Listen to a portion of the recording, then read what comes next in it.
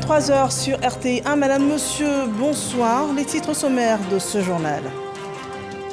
La Côte d'Ivoire reçoit au Maroc le prix Kofi Annan pour la sécurité routière, une distinction décernée par les Nations Unies pour les efforts dans la lutte contre l'incivisme et l'insécurité sur les routes. Une deuxième édition du prix qui a permis de présenter la stratégie de sécurité routière et le système de transport intelligent de la Côte d'Ivoire.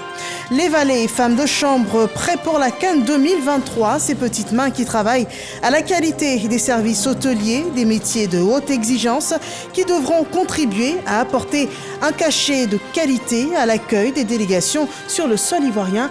On les découvre dans un dossier ce soir.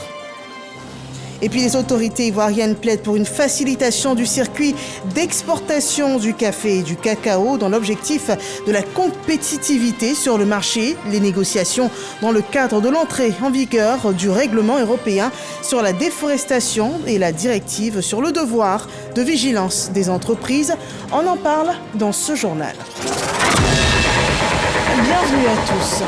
Mardi 26 septembre 2023, la communauté musulmane de Côte d'Ivoire commémore la naissance du prophète de l'islam dans le cadre du Maoulid, annoncé pour cette nuit du 26 au 27 septembre. Un temps d'enseignement et de partage, une cérémonie officielle qui a rappelé tout à l'heure les enseignements du prophète Mohammed sur l'équilibre et le bien-être de la famille. Cérémonie qui s'est tenue en la mosquée de la Riviera Golfe en présence du vice-président de la République. Nous y reviendrons. Parlons de ce prix, une distinction pour la Côte d'Ivoire. Il s'agit du prix Kofi Annan pour la sécurité routière décerné à notre pays ce mardi au Maroc. Une distinction reçue des Nations Unies pour les efforts dans la lutte contre l'incivisme et l'insécurité sur les routes. Les images avec Dangui, notre envoyé au Maroc.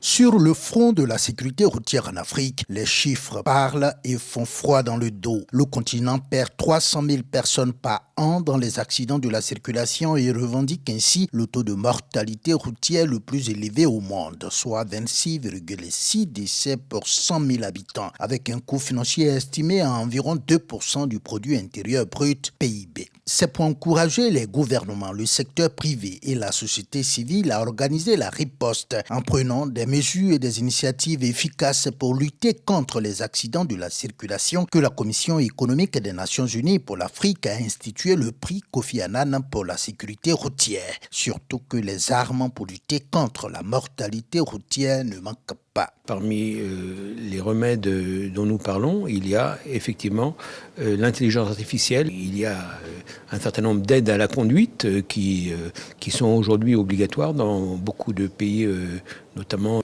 européens, qu'on veut absolument mettre en place dans les pays africains. Même si la mise en œuvre de son système de transport intelligent devient un cas école en Afrique, la Côte d'Ivoire ne perd pas de vue ses défis. C'est d'accélérer la question de l'utilisation des technologies, aller vers les zones de l'intérieur du pays, aller sur les axes autoroutiers, adresser la question des deux roues, donc des questions des motos, des tricycles, adresser également la question de la gestion du trafic. La collecte de données sur le continent, parce que c'est un vrai problème. Les services travaillent de façon cloisonnée. Vous avez les données de la police, de la gendarmerie, les données des médecins, du ministère des Transports. Et donc il faut que tout ceci se parle pour qu'on ait vraiment des données cohérentes et qu'avec l'OMS, on finisse par avoir les mêmes données parce qu'il y a des gaps importants qui ne s'expliquent pas. Grâce à la digitalisation de son système de lutte contre l'incivisme routier, la Côte d'Ivoire s'apprête à recevoir le prix Kofi Annan pour la sécurité routière. Et cette autre information importante à retenir pour cette journée, il s'agit de la fermeture du pont Alassane Ouattara à la circulation des véhicules. Le ministère de l'Équipement et de l'Entretien routier informe l'ensemble des usagers de la route qu'il sera procédé à la fermeture à la circulation du pont Alassane Ouattara le jour férié du mercredi 27 septembre 2023 de 6h à 23h afin de permettre aux populations de le visiter en toute sécurité sécurité, le ministère de l'Équipement et de l'Entretien routier invite les usagers de la route au respect du plan de circulation mis en place à cet effet. La souveraineté alimentaire, le développement industriel avec la transformation des produits locaux, c'est là un autre cheval de bataille des autorités ivoiriennes. C'est aussi toute l'ambition du district autonome de la vallée du Bandama, une politique portée par le ministre-gouverneur Jean-Claude Kouassi. L'impact de cette vision est présenté par des acteurs industriels aux populations, des enjeux que nous présentent ce soir Jean-Yves Zadi et Charles Tatou. Cadre de concertation et d'échange en vue de permettre la coordination et le suivi des actions de l'État. Cette tribune de communication intitulée « Les Jeudis du district » donne l'occasion aux différents directeurs régionaux et départementaux des services publics et aux responsables des entreprises parapubliques et privées d'aborder plusieurs sujets liés à leur secteur d'activité. La Côte d'Ivoire est le premier producteur dans le monde de la noix brune de cajou. Nous ne sommes qu'à 4% de transformation. C'est encore en deçà et l'objectif reste vraiment de monter cette transformation-là. La baisse drastique du taux d'activité ne nous permet plus d'être compétitifs, d'être rentables et puis l'obsolescence de nos machines où il n'y a pas eu d'investissement nouveau depuis pratiquement plus de 20 ans. Cette 10e édition des Jeudis du district dédiée aux industries de la transformation est une initiative du ministre-gouverneur de la vallée du Bandama. En organisant ces rencontres, nous souhaitons avoir des partenaires au développement qui nous accompagnent. L'État qui, à partir de tous les nouveaux développements, va créer des impôts et des taxes qui lui permettront de disposer de plus de ressources pour s'occuper de la population et de notre pays. Ces assises offrent au district l'opportunité de mutualiser toutes les énergies et les ressources dont il dispose pour des actions concertées afin de parvenir à des résultats durables et tirer suffisamment profit de son potentiel économique. Lancés en septembre 2022, les Jeudis du district visent la réalisation du schéma directeur d'aménagement et du développement de la vallée du Bandama. Et lorsqu'on parle d'industrialisation, la ville de Korogo, dans la région du Poro, a une petite longueur d'avance. En témoigne cette zone industrielle présentée dans le reportage que vous allez voir. Cette usine de transformation de la noix de cajou la compose. Le résultat du projet de promotion et de compétitivité de la chaîne de valeur de l'anacarde. 7,5 milliards ont été investis à Mississauga. C'est désormais chose faite. La région du Poro a sa toute première zone agro-industrielle. Un rêve longtemps caressé par le monde des producteurs locaux qui vient ainsi de se réaliser. Un espace très attendu par les différents acteurs de la filière de l'anacarde qui ne manquent pas d'exprimer leur satisfaction. Au temps de notre papa, il n'y en avait pas. Mais aujourd'hui, on voit que les choses qui viennent comme ça nous aide à pouvoir faire partir les enfants à l'école. Ça nous donne trop d'avantages. Si on traite l'anacarde ici chez nous, on va gagner de l'argent, on va trouver des emplois pour pouvoir travailler dans l'usine. Située à Klokaka, dans le chef-lieu de région, Korogo, cette nouvelle infrastructure industrielle dotée d'installations modernes de dernière génération est bâtie sur un espace de 28,7 hectares, soit l'équivalent de 28 stades de football. Elle est composée d'entrepôts de stockage, de stations d'épuration des eaux usées et des aires de stationnement d'une capacité de 80 camions. Coût du projet, 7,5 milliards de francs CFA. Un cofinancement du Conseil Coton Anacarde et de la Banque mondiale dans le cadre du projet de promotion de la compétitivité de la chaîne des valeurs de l'anacarde. Ce projet est financé sur le guichet Beurre Enclave et vise à renforcer les actions du Conseil de coton d'anacarde, la réalisation des objectifs de développement de la filière anacarde sur la période 2018-2023, à savoir améliorer la productivité, la qualité des noix brutes, accroître le volume de noix transformées localement. Deuxième produit d'exportation agricole de la Côte d'Ivoire après le cacao,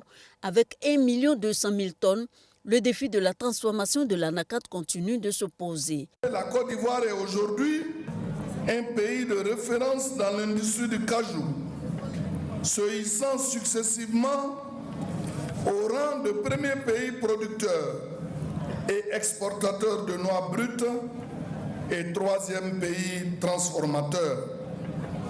Depuis peu, Notre pays est devenu le deuxième exportateur d'amandes dans le monde, après le Vietnam et devant l'Inde et le Brésil. En plus de recevoir déjà ses premiers investisseurs, la zone agro-industrielle de Korogo va générer 8000 emplois directs. À terme, le Conseil du coton et de l'anacarde prévoit l'aménagement de 3 autres zones de transformation de l'anacarde dans les villes de Bouaké, Bondoukou et Séguéla. Et les produits qui ne sont pas transformés sur place sont mis sur le marché international. C'est le cas du binôme café-cacao, première rente d'exportation de la Côte d'Ivoire. Le marché européen en est le premier acheteur. Il renforce ses exigences en matière de règlement sur la déforestation et la directive sur le devoir de vigilance des entreprises. Les autorités ivoiriennes qui souhaitent rester compétitives sur ce marché engagent les négociations. Lanciné Bakayoko nous en dit plus. Une nouvelle réglementation a été adoptée par l'Union européenne en relation avec la déforestation qui devrait interdire à partir de 2025 toutes les exportations, notamment le café et le cacao, vers son territoire, si la preuve n'est pas faite que les pays producteurs mènent une politique de durabilité qui inclut la certification, la traçabilité et la protection de l'environnement. Face à cette nouvelle réglementation aux allures de menaces, la mission ivoirienne à Bruxelles est donc allée plaider pour le classement de la Côte d'Ivoire comme pays à risque faible. Toutes les directions opérationnelles que nous avons rencontrées sont étonnées du fait que la Côte d'Ivoire est avancée et que la Côte d'Ivoire soit à ce niveau. Je peux dire que nos interlocuteurs sont satisfaits de l'état d'avancement de nos travaux. La partie ivoirienne a présenté les efforts réalisés dans le café-cacao, en l'occurrence dans le domaine de durabilité initié 2018. Il s'agit du recensement des producteurs et des vergers, de la mise en place d'un système de traçabilité nationale, de l'élaboration de la norme ARS 1000 pour le cacao durable, ainsi que l'application de l'agroforesterie et du projet de contribution à la reforestation. La base pour nous, c'est la géolocalisation des espaces sur lesquels nos planteurs font le cacao. Et à partir du mois d'octobre, nous sommes en train de passer en vitesse de croisière pour ce qui concerne la distribution des cartes. C'est la base de la traçabilité. Cette mission a également permis à la Côte d'Ivoire et à l'Union européenne de relever les synergies d'action et de rassurer les producteurs sur la volonté commune de garantir la survie de la filière. Il n'y a pas que l'Union européenne qui ajuste ses normes de qualité à l'échelle africaine. Un comité ouest-africain de contrôle des engrais est ouvert. Juliette Ouéa. Les engrais sont utilisés pour accroître la fertilité des sols et améliorer la quantité des productions agricoles. Les plus utilisés sont issus de matières animales ou végétales. Malheureusement, de nombreux agriculteurs en Afrique de l'Ouest et au Sahel rencontrent des difficultés, notamment l'accès aux engrais de qualité. Notre sous-région présente un des taux d'utilisation le plus faible de la planète, moins de 30 kg par hectare contre 135 kg hectare pour la moyenne mondiale. Si nous n'avions pas de bons engrais, si nous n'arrivons pas à accéder à ces bons engrais, si nous n'arrivons pas à les utiliser au temps opportun, il est difficile pour nous de pouvoir répondre à vos besoins alimentaires. Pour remédier à cette situation, la CEDEAO, l'UEMOA et le CILS, Comité inter-État de lutte contre la sécheresse au Sahel, mettent en place le Comité ouest-africain de contrôle des engrais.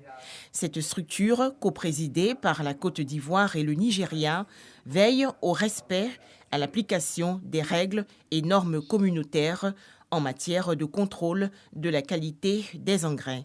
La rencontre de ce jour représente une très grande avancée dans la marche vers les objectifs de développement durable, d'éradication de la pauvreté et de lutte contre la faim à travers une augmentation quantitative et qualitative de l'utilisation des engrais, aussi bien minéraux qu'organiques. Je suis convaincu que grâce à notre détermination collective et à notre engagement envers la coopération régionale, nous y parviendrons. Nous réussirons à promouvoir l'utilisation responsable des engrais à préserver la santé de nos sols et à renforcer la sécurité alimentaire dans notre région. Le comité ouest-africain de contrôle des engrais est composé des représentants des 15 pays membres de la CEDEAO, du Tchad et de la Mauritanie. Et le gouvernement investit également pour le développement des villes, des actions qui obligent les populations à être déguerpies. Après les travaux d'assainissement et de drainage engagés dans la ville d'Abidjan, les premiers chèques d'indemnisation sont remis aux populations impactées par le ministère de l'Hydraulique, de l'Assainissement et de la Salubrité.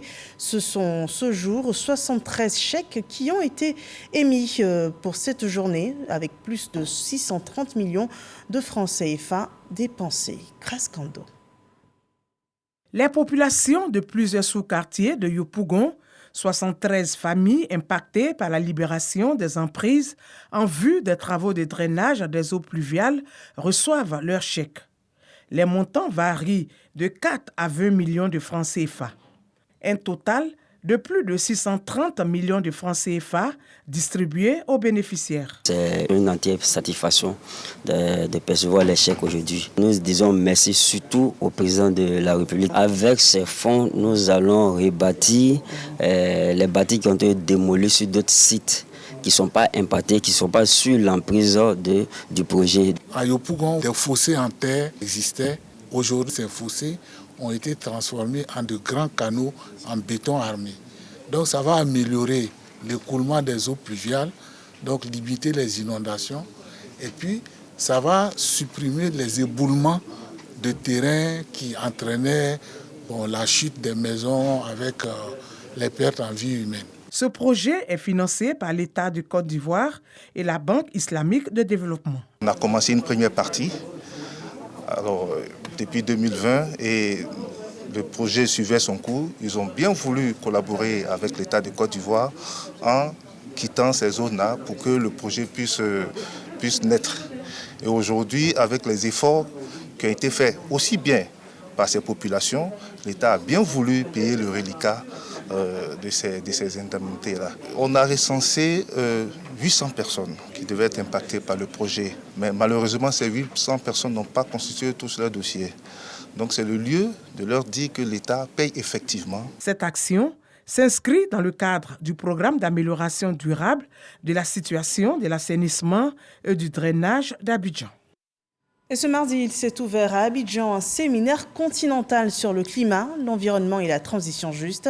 C'est un séminaire qui met l'accent sur le rôle du dialogue social. Développement avec Amidi Rassouba et Didier Nguessa. 11 organisations de centrales syndicales provenant de l'Afrique de l'Ouest et du Centre prennent part au séminaire continental sur le climat, l'environnement et la transition juste. Selon les études du groupe intergouvernemental d'experts sur l'évolution du climat GIEC, un organisme regroupant près de 4000 scientifiques à travers le monde, la température moyenne à la surface de la Terre a augmenté de 0,6 degrés Celsius au cours des 100 dernières années. Les réflexions portent sur la transition juste et l'avenir du travail, le rôle du dialogue social. Ce séminaire se veut être un cadre de renforcement des capacités de nos partenaires syndicaux pour les outiller afin de mieux intervenir ou de mieux agir lorsqu'il s'agit du changement climatique. Les résultats contribueront à relever les défis du changement climatique et du déficit du travail décent. Puisque le changement climatique, il est aussi porteur d'opportunités pour les travailleurs à travers l'industrie du recyclage, l'industrie de l'énergie alternative, l'industrie aussi qui va permettre d'économiser des énergies. Et donc là, il y a des nouveaux secteurs, des opportunités d'emploi et d'emploi vert. Mais ce qu'il y a, c'est que vous devez former les travailleurs. Cet atelier renforce les capacités des organisations syndicales sur leur contribution à l'action climatique et le rôle fondamental du dialogue social dans la réalisation d'une transition écologique juste en Afrique. Et nous revenons à la commémoration de la naissance du prophète de l'islam, le Maoulid, une nuit de prière et d'enseignement autour de la naissance de la vie du prophète Mohammed. La célébration officielle s'est tenue ce soir en la grande mosquée de la Riviera Golfe sous le thème les enseignements du messager d'Allah pour l'équilibre et le bien-être de la famille. Une cérémonie qui a enregistré la présence du vice-président de la République. Et sachez que nos reporters sillonnent en ce moment le pays et vous rapporterons toutes les images de cette célébration du Maolid 2023 au cours de nos prochaines éditions. Et puisque nous parlons de spiritualité, voyons ce moment de prière pour la paix et l'unité dans la ville de Bouaké avec Boubacar Silla et Kader Sogodogo. Cérémonie de prière et de lecture du Saint-Courant pour la paix, l'unité et le vivre ensemble en Côte d'Ivoire. Une rencontre initiée par les guides religieux du quartier Kodjakofikro à Bouaké. Un rendez-vous également consacré à des bénédictions pour le président de la République, Alassane Ouattara. Plusieurs imams, guides religieux et fidèles musulmans venus des différentes régions du pays ont pris part à cette rencontre spirituelle.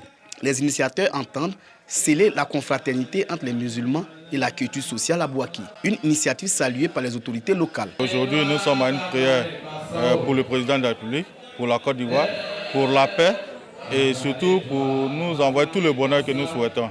Que Dieu exauce toutes les prières faites ici, que le président ait longue vie et qu'il ait l'intelligence et la sagesse nécessaires pour conduire notre pays à bon port. Cette activité placée sous le parrainage de Bakary Konaté, imam de la mosquée du quartier Djambourou, constitue la première étape de mois de prière pour la paix en Côte d'Ivoire. Occasion pour les responsables de la mosquée de Kodjakofikro de solliciter de bonnes volontés pour l'achèvement de leur édifice religieux.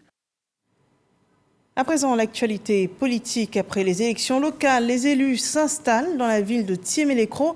Le docteur Samira Kouadio est désigné maire par son conseil. Reportage par Herman Yamia. Dr Samira Kouadio est officiellement le maire de Thiémé-Lécro. Après avoir remporté l'élection municipale du 2 septembre dernier avec son équipe, le conseil municipal vient de la porter à la tête de la mairie à l'issue d'un vote. Seule candidate à ce poste, elle a obtenu 29 voix sur les 32 suffrages exprimés. Il y a pas mal de choses à faire, c'est vraiment un défi. Et j'espère que Dieu m'accompagnera dans ce défi-là. Pour honorer la confiance de la population de Thiémé-Lécro et de celle des conseillers. Le maire sortant, candidat malheureux aux dernières élections, a félicité son successeur pour sa brillante élection. Il a invité la population à la soutenir afin qu'elle réussisse sa mission. Le message que j'ai pu donner, c'est de dire aux conseillers entrants d'être disponibles pour le maire qui entre au jour d'aujourd'hui. Parce que les conseils, c'est tous les conseillers qui font un grand maire. Donc d'être disponible. Le préfet du département de Mbato, qui a présidé cette cérémonie, a félicité les populations pour avoir favorisé des élections apaisées dans le département. Au cours de cette cérémonie, les 3 adjoints au maire ont été également élus. Les populations attendent beaucoup de cette équipe municipale pour l'amélioration de leurs conditions de vie et aussi pour sentir un début de développement dans cette bourgade qui est encore à la traîne comparée aux autres localités du pays. La région du Béret a porté son choix sur Moussa Dosso pour la direction du conseil régional, son installation par Djeneba Ouattara et Charles Tatou. Vainqueur aux élections régionales du 2 septembre dernier, Dosso Moussa, président sortant du conseil régional du Béret, bénéficie encore du soutien de ses pairs pour un 3e mandat à la tête du conseil régional. Sur 50 conseillers, dont une absence, les 49 conseillers ont à l'unanimité accordé leur voix à Dosso Moussa et à ses 4 vice-présidents. Cette cérémonie d'installation, présidée par le préfet de région Jules Gouessier, a enregistré la présence des élus et cadres de la région du Béret. L'éducation, la santé et le développement sont les priorités du nouvel élu. Ce ne sont pas ces 4 segments de notre politique, la question d'environnement aujourd'hui. Et même ici, avec nos populations, nous avons d'autres priorités, question d'agriculture, du vivrier, la vie chère. En tout cas, c'est toutes ces questions qui seront sur la table du conseil régional pour les 5 années à venir. Dosso Moussa appelle les filles et fils de la région du Béret à l'union, à la cohésion et à l'entente pour l'essor de leur territoire régional. Le préfet de région, pour sa part, exhorte les populations à donner une image positive à la région du Béret, surtout au chef-lieu de région, Makono. Nous sommes à quelques mois de la Coupe d'Afrique des Nations qui se tiendra en janvier prochain en Côte d'Ivoire. Un événement sportif aux grands enjeux touristiques, culturels, mais aussi économiques pour notre pays. Un événement qui attirera des millions de personnes sur le sol ivoirien. Un monde à accueillir, mais surtout à héberger sur pratiquement un mois. Les hôtels s'y préparent et accentuent chaque jour leurs exigences en termes de services. Patricia Omouetia nous présente le service de valet et femmes de chambre dans des réceptifs retenus pour cette CAN 2023. On regarde. Service d'étage.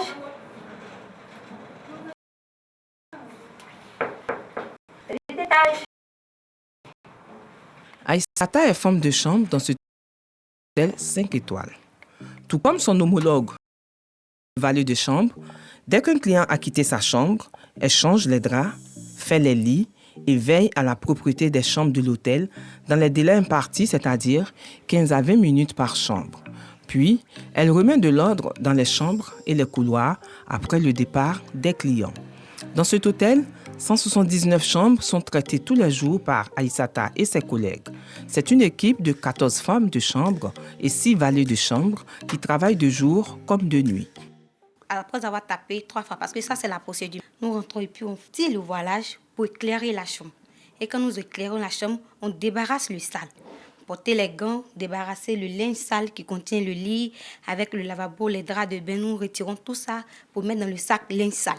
La femme de chambre fait le ménage dans les chambres et les réapprovisionne en linge propre. Elle trie les draps, les serviettes et les peignoirs, envoyant le linge sale au service de lingerie responsable de l'entretien et de la gestion du linge de l'hôtel. Plus de 200 draps, serviettes et housses de couette sont traités dans ce service sous le contrôle de l'assistant-chef de buanderie, Guillaume. Il a sous son contrôle 23 personnes. Nous changeons en fonction du travail effectué par les femmes de chambre et les valets. Donc cela veut dire que c'est ce qu'elles vont faire descendre en salle que nous sommes habilités de traiter et en un temps record. Toutes ces personnes travaillent sous l'autorité d'une gouvernante. Ici, la gouvernante générale, c'est elle, Namizata, également présidente des gouvernantes de Côte d'Ivoire. Chaque matin, elle donne son plan de travail où figurent notamment les départs, les arrivées et les recouches, c'est-à-dire les clients qui restent une deuxième nuit. Il y a des clients qui sont en long séjour, donc il y a beaucoup à faire. Il y a des chambres où le client vient pour une seule nuit, elle peut faire ça en 30 minutes. Donc elles font les chambres de 30 à 45 minutes, maximum 1 heure. Au niveau des chambres, on a déjà une commande de linge en cours. Donc on aura de nouveaux linges. On est en train de faire ce qui est rénovation dans l'hôtel. Donc tout le monde est prêt avec toutes les procédures à rendre l'hôtel propre. À le garder propre parce qu'il est déjà propre, à le garder encore plus propre pour la CAN. La CAN, la Coupe d'Afrique des Nations. Tout ce personnel travaille dans le but de satisfaire les futurs clients qui viendront pour la CAN. D'autant plus que cet hôtel de 5 étoiles fait partie des grands établissements sélectionnés à Abidjan pour abriter la CAN. Tels sont les objectifs visés par cette session de renforcement de capacité des femmes de chambre et des valets de chambre. Cette formation vise à adapter les acquis professionnels des agents des réceptifs hôteliers aux nouvelles réglementations en matière de nettoyage et contrôle des chambres. Le cœur du tourisme, c'est l'hôtel. Or, l'hôtel, c'est d'abord la chambre. Et la chambre, les personnes qui les tiennent sont les valets et femmes de chambre. Ce qu'on appelle nos petites mains ouvrières. C'est elles qui font que quand un client arrive à l'hôtel qui passe une nuit, il passe dans un cadre agréable, propre, nettoyé. Donc, il était essentiel. Donc, en plus de ces calmes qui arrivent là, que les près de 5 millions d'autres qu'on compte accueillir, qui vont dormir dans des hôtels, soient accueillis dans des chambres bien faites et propres. C'est à peu près 1200 auditeurs qu'on va former. 12 modules au menu de cette session de formation. Des thèmes tels que le tourisme et l'hôtellerie, les différents modes d'hébergement et la qualité de l'accueil et du service sont développés. Cette formation des femmes de chambre et des valets de chambre se poursuivra à Boaké, Korogo, San Pedro et Yamoussoukro. Ce sont les villes hôtes de la Coupe d'Afrique des Nations de football que la Côte d'Ivoire abritera cette année. Voilà, les hôtels et leur personnel dans les starting blocks pour accueillir au mieux les visiteurs. qui viendront en Côte d'Ivoire pour la CAN 2023 en janvier prochain. Et puis, la Côte d'Ivoire sort de la compétition de la CAN de 2024, donc la CAN féminine. Après le succès à l'aller 2-0, les éléphantes sont tombées lors de leur déplacement chez leur adversaire cet après-midi. Lors des séances de tir au but, la Tanzanie qui accède ainsi au deuxième tour de cette phase éliminatoire. Je vous propose à présent un bref tour du monde de l'actualité internationale en passant par le Niger, la Libye, la France et l'Algérie. La junte militaire souhaite être impliquée dans le retrait des troupes françaises de son territoire. Un départ que le président français Emmanuel Macron a annoncé pour la fin de l'année. Cela fait plus de 10 ans que les militaires français sont sur le territoire nigérien. Le président français a précisé que le retrait des 1500 soldats se ferait dans les semaines et les mois à venir pour être achevé d'ici 3 mois. 8 responsables qui exercent dans le secteur des barrages et de l'eau sont placés en détention provisoire. Le procureur général de Tripoli a ordonné cette condamnation qui fait suite à la catastrophe de Derna. 2 barrages submergés par la pluie avaient cédé. Les rescapés dénoncent négligence et corruption. Un ancien militaire libérien a été placé en détention provisoire par la Cour d'appel de Paris. Il est accusé de crimes contre l'humanité durant la guerre civile du Libéria dans les années 1990. L'accusé, qui vit en France depuis 20 ans, avait déjà été mis en examen le 13 septembre dernier avant d'être placé sous contrôle judiciaire. Ces actions en justice font suite à une plainte déposée par une ONG. Depuis 2012, cette organisation documente les crimes commis pendant les 2 guerres civiles qui ont secoué le Libéria. La Fédération algérienne de football a annoncé ce mardi le retrait de l'Algérie pour l'organisation de la Coupe d'Afrique des Nations des éditions 2025 et 2027. C'est par courrier que la CAF a reçu cette information, une décision qui survient à quelques heures de la décision de la CAF qui doit annoncer ce mercredi les élus pour l'organisation de la compétition. L'actu en bref par Angela Diallo qui met un terme à cette édition d'information.